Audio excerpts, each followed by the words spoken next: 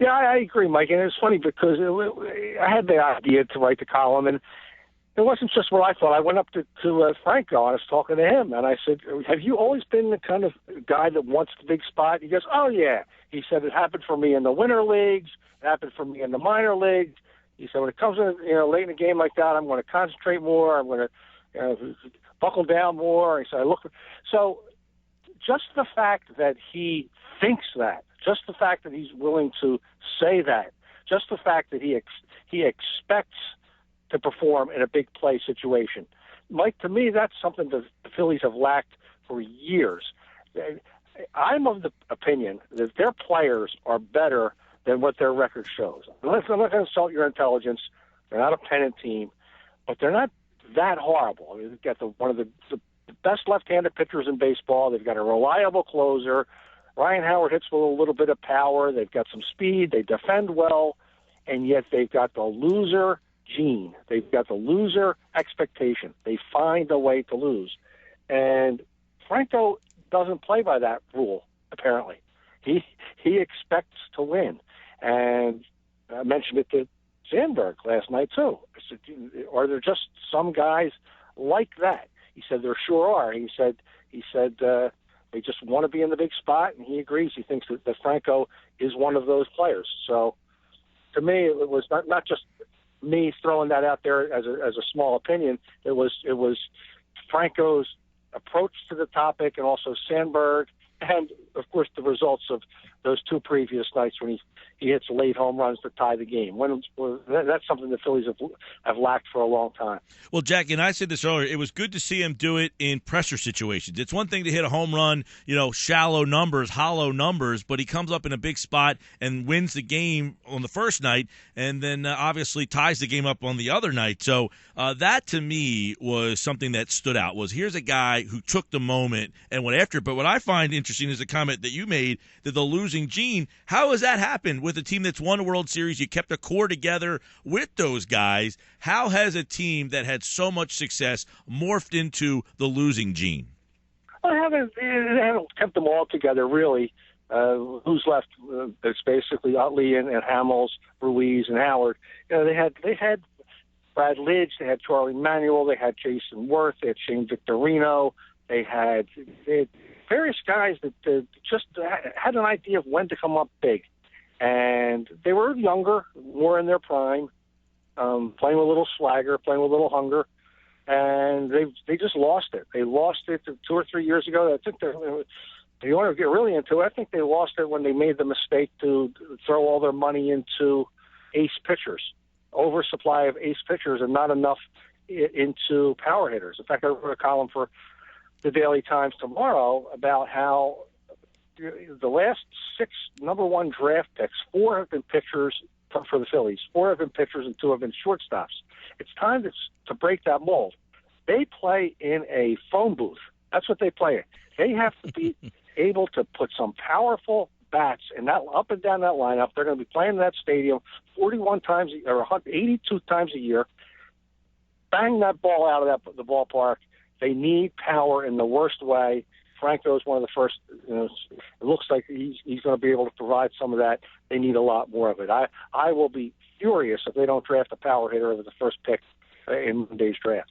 Yeah, 10th pick in the draft, and obviously it's a very important draft for them because Franco might be one, but they don't have a whole heck of a lot behind him. You're seeing a team right now that is losing with a lot of veteran players on it. That's what makes it frustrating, I think, for the fans, that he's about the only guy that is worth going out there and taking a look at to see, all right, let's see what this guy is. And I think that's what has the fans kind of frustrated with this team is there's nobody else to kind of call on.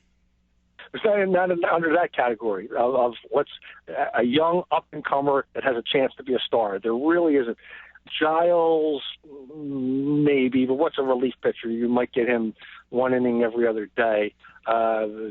Herrera, I'm not sold on. It's got a chance. He's Rule 5. He's a perfect Rule 5 take-a-chance guy for this particular team. So I've got no problem with them taking a chance on him. Galvis, I really think is a baseball player, A+++ defensive player that's got a lot of ability, whether or not he can hit 260 consistently in the big leagues with any kind of clout, I'm starting to wonder. But Franco, and actually is the kind of guy that you can put in left field, and maybe just a guy, nothing special. But you're right. We don't have any young up and coming. Now they've got a few stashed in the lower minor leagues on their way, but even then they seem to concentrate on pitcher. Every time they trade somebody, they get a pitcher back. They better start getting some hitters. They really should. Jack McCaffery's with us, columnist over the Delaware County Daily Times at the DelcoTimes.com. This article about Mikel Franco, and one of the things I got to give Sandberg some credit for, and I don't know that he's the right guy or that he's done a great job, but at least when the guy got called up, he plugged him into the number 5 spot, said, you're going to play third base and bat 5. When he was struggling, he didn't move him around. He just left him there. And you wonder if that helped Franco and give him some confidence to say, you know what, they're sticking with me. I'm not going to get yo-yoed. I'm not going to move to the 8 spot, and how much of a role that played. Topic came up last night, exactly that. And, yeah, you make a good point, Mike, and that's exactly what Sandberg did. 3 reasons for that. One, he wants to give Franco confidence, et cetera, just as you said, and show their confidence in him. And 2, he fits. They've needed some kind of power hitter behind Ryan Howard forever. And I'm not saying the guy's going to beat Barry Bonds, but he might hit a home run sometimes. To me, it's bizarre that the Phillies are last in Major League Baseball in total home runs. How you can play in that stadium and be last in home runs, it's almost a science project. I can't imagine having a team that can't hit a home run in that ballpark. You've got to try to get that many punch and Judy hitters. You really do. Well, so now he's got Franco. He puts him behind Howard only because he's got nobody else, and also because it's good for Franco, good for the long-term future of the Phillies. All of the above. A nice move by Sandberg. Yeah, and I think Howard has 10, and then Franco might be next, and he's only been up here for a couple of weeks. That is almost mind-boggling to say that a guy who's been on the team for 3 weeks is second on the team in home runs. Yeah, let's see, you got 3. At least got 2 or 3. Ashley's got 2 or 3. Yeah, when you think about it, when you go around the horn, nobody's got very many. That's for sure. I think was Galvis have a couple? Yeah, off the top of my head, just talking. Not very many. It's 30. They've got 30 total home runs. 30. Jack, they're on pace. They're on pace to score 504 runs this year. Since the 162 game season came out, only 3 teams have done that, and that hasn't happened since the 60s. 504 runs total. It's almost inexplainable, right? In that stadium, it's almost incomprehensible how a team has gone this rotten this fast. It's. I'd like to know what the hitting coach would have to do to get fired. I really would. If this doesn't do it, I'd like to know what it would be. Don't they have 2 hitting coaches, or did they scrap that idea already? Wally Joyner's gone. Yeah, they tried that for a while. I do want to, I asked this question the other day to our listeners, and as we're looking at them with Franco, they just promoted J.P. Crawford. They do have Aaron Nola. So there's a couple of guys. But if you going back to the stuff that Amaro said before, and now the dust has settled a little bit on that, I guess. But if you take out the good and the bad of Amaro, if you just said he just got hired this offseason to fix this, is he doing a good job this season? No, and I say that because I try to be fair with everybody. I've been pretty critical of Sam Hinkie, for instance, and I base my criticism on, hey, what's going on here? You're losing a lot of games. So I've got to be the same with Amaro. He put together a team that's scoring past 30 home runs, and they're on pace to score 504 runs. I would say he's not doing a good job this year. He's not put a team out there capable of winning. And at that level, we're not here to develop players. We're not here to build character. We're not here to get everybody to the lemonade stand. The major leagues, you've got pretty darn close to one of the highest payrolls in baseball, and your team can't win a game. So I'd say no, he's not doing a good job. Listen, there's a lot of piling on Ruben Amaro at this point, and it's really overdone. The guy's contract's going to run out at the end of this season, and he's off to do something else in the baseball world, whether he'll be a scout somewhere or an assistant somewhere or something. probably there's no more reason to bash the guy at this point. But, you asked a direct question, so I answered it. No, I don't think he's doing a good job. Yeah, and, one of the things he came out and obviously said the fans don't know what they're talking about, and that's happened. But do you think that is because he's tired of getting banged on? Is he tired of taking the criticism, and that this is a culmination of him saying, you know what, I'm sick of this. You guys don't know what you're talking about. Well, certainly the comment was, if you, and I know you did, if you read the piece, it was Jim Salisbury wrote it, and the quote, rightfully so, was placed about 3/4 of the way into the story, and it was specific to the topic of should you bring Nola up to the big leagues right now, and the response was, no. If you think that, then you don't understand how the game is played, and then he meant you cannot start the clock on a young pitcher that never pitched this many innings in his life, and put him onto a losing team that's going to lose anyway and not going to help you win. The way you handle Nola is you keep him right where he's at. He'll probably be up sometime after the Hamels trade. He'll be the guy they bring up after they trade Hamels. But even then, they'll bring him up for 4 or 5 innings at a spot. You've got to be careful with this guy's arm. If you were desperate to win a pennant or something and you need one arm to put you over the top, and you bring up Nola, he's right. So anyway, what Amaro said was, no, if you think you bring up Nola now, you don't know your game. And his language got a little colorful there for my taste, but you know what? He's a Philadelphia guy. You got to take it once in a while. The guy was a little angry with people thinking that you should bring up Nola. That's all. But yeah, and I do, Mike. I think there is something too. He's probably tired of getting pounded on, and he realizes, once he's been around. We've all been around. It's over for Ruben Amaro. Okay, it's over. It's over at the end of this year. He knows it. I know it. You know it. Everybody in Atlantic City knows it. It's over.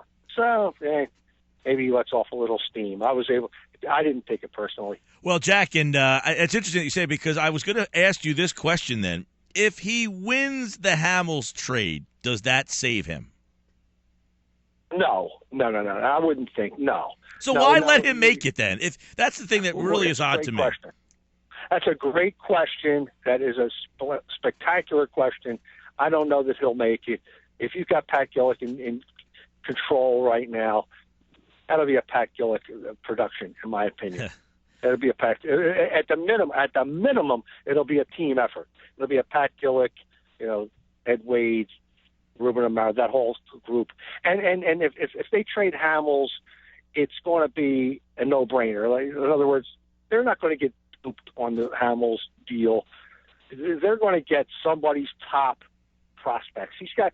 I don't want to insult Ruben here, but I'll just have a little fun with it. Not even Ruben Amaro can mess this. You can't mess this one up. Yeah, listen, I got Hamels. I could make the trade. I got Hamels. You can have them if you give me your 2 best power hitters and a good Double-A pitching prospect. You can have. Okay, you can program a computer to make this trade at this time. So I know what you're saying, Mike, but he's the guy. He's going to be the guy at the trade deadline. There's no heir apparent. There's nobody you can go out and necessarily get to do the general manager's job at this point. They've got Gillick overseeing it. It'll be handled about as well as it can be handled. Jack McCaffery's a columnist over the Delaware County Daily Times. You also wrote the column regarding Andre Iguodala last night. The Sixer. The people who appreciated Iguodala were on Twitter last night, and they were asking, why exactly do we get rid of this guy? And what was it that the Sixers fans didn't appreciate about him? This just wasn't the right fit for him, was it? This is the role that he should have been in all along. Well, I always liked Andre Iguodala as a player, and they threw him into that Andrew Bynum trade, which really destroyed a lot of things around there. And I want to make it clear that was done pre-Sam Hinkie, so this is not any bashing of Sam Hinkie or the plan or anything. This is done prior to that. Strictly, I've wondered a long time what bothered Philadelphia fans about a guy that's really the best perimeter player in the game, who can finish in traffic, who can finish on the break, who can pass, He's not the world's greatest shooter, but was okay. Could put up big numbers. Has been an all-star. My point on Andre Iguodala, I've made a couple times, and because I used to argue, I've argued with people in Philadelphia about this exact topic long before he was traded, because it was always Andre Iguodala. They got to get Andre Iguodala. I said, whoa. Skill for skill, exactly what basketball team in the history of the planet can Andre Iguodala not play for? He is big, long, athletic, can rebound, and I seal the point by saying 2 times he got picked for the Dream Team. Once in I want to say 2010, the World Championships or something like that, and then again in the 2012 Olympics, which is taken very, very, very seriously, that roster. They don't just throw that thing haphazardly together. It's Krzyzewski and all those other guys, and they have a panel, and they pick, and they're in deep. They're in a tough tournament in that Olympics, and the United States will win because they're well coached, etc. But they take it through. Andre Iguodala was picked twice for the greatest, literally, the most respected basketball minds in the country. A panel of the Olympic Selection Committee thought highly enough of this guy that said, you know what, if we want to win, we better have this guy on our team. And yet, for some reason, Philadelphia fans never liked the guy. And a lot of it is it becomes a narrative, it becomes a talk radio narrative, and people just buy into it. There's usually one opinion on everything in Philadelphia anymore. And once they like a guy or once they don't like a guy, the weight just shifts, and that's that. Now, could they have traded Andre Iguodala and improved? I'm all ears. I'm all ears on Cole Hamels. Whatever, make me an offer and I'll make you a trade. But the Bynum trade in particular turned out to be absurd. But yeah, I don't understand. I never, of all the mysteries of Philadelphia sports fandom, their disrespect for Andre Iguodala. I was seeing something that they weren't, to be honest with you. I thought the guy could play. Jack McCaffery, the sports columnist over at the Delaware County Daily Times. Read the column on Mikel Franco, because he is fun, and it's a great piece to make you feel a little bit more accepting of the future of the Philadelphia Phillies, who are on pace for 504 runs this season. Jack, enjoy the weekend, pal. Thanks for having me, Mike.